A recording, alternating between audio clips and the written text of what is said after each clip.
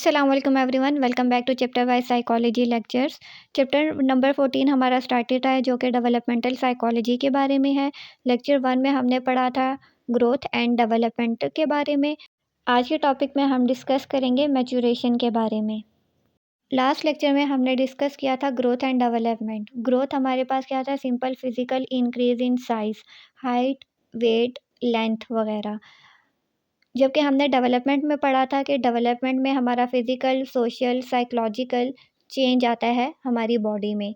तो जब ये चीज़ें फुली डेवलप हो जाती हैं, ग्रोथ हमारी हो जाती है, फिज़िकली हम एक्टिव होते हैं, सोशली एक्टिव होते हैं, प्रॉब्लम सॉल्विंग हम करना सीख लेते हैं, डिसीजन मेकिंग इजीली कर सकते हैं, क्रिएटिविटी की तरफ लीड करते हैं, डिफ़िकल्ट सिचुएशन से बाहर निकलने की कोशिश कर लेते हैं और काफ़ी हद तक कामयाब हो जाते हैं। तो इसका मतलब है कि हम लोग मैच्योर हो रहे हैं।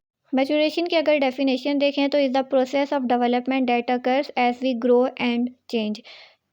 क्या एक्सप्लेन उसने किया कि मैच्योरेशन डेवलपमेंट का प्रोसेस होता है जब हम ग्रो करते हैं और चेंज होते हैं। Maturation seems to play a significant role in motor skill development, strength and power.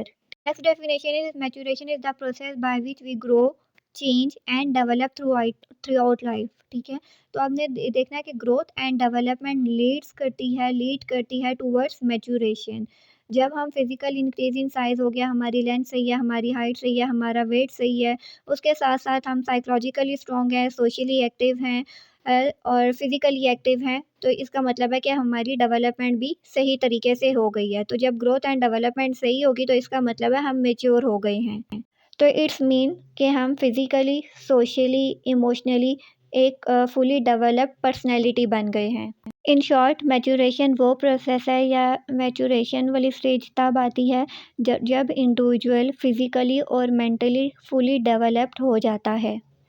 Types of maturation, 2 types हैं, physical maturation and cognitive maturation. अब अगर ग्रोथ एंड डेवलपमेंट का लेक्चर आपने अटेंड किया हो तो मैच्योरेशन का लेक्चर अटेंड करते हुए आपको कोई डिफ़िकल्टी नहीं होगी, इजीली आप कॉन्सेप्ट क्लियर कर लोगे।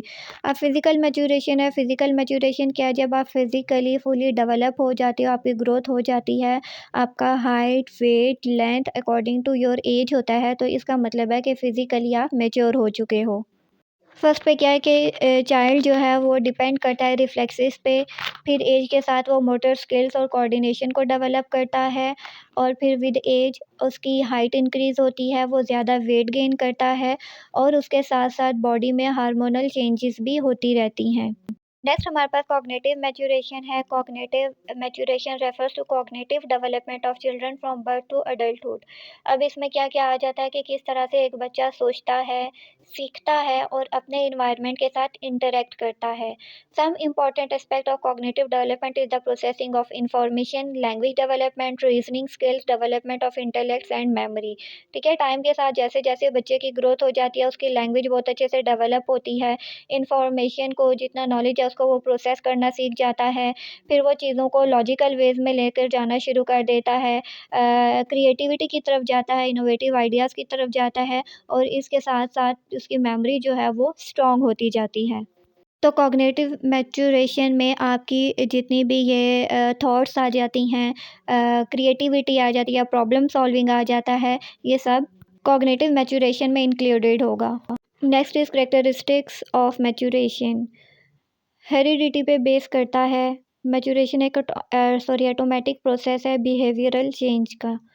प्रैक्टिस जो है वो मैच्योरेशन के लिए रिक्वायर्ड नहीं होती, ये एक नेचुरल प्रोसेस होता है।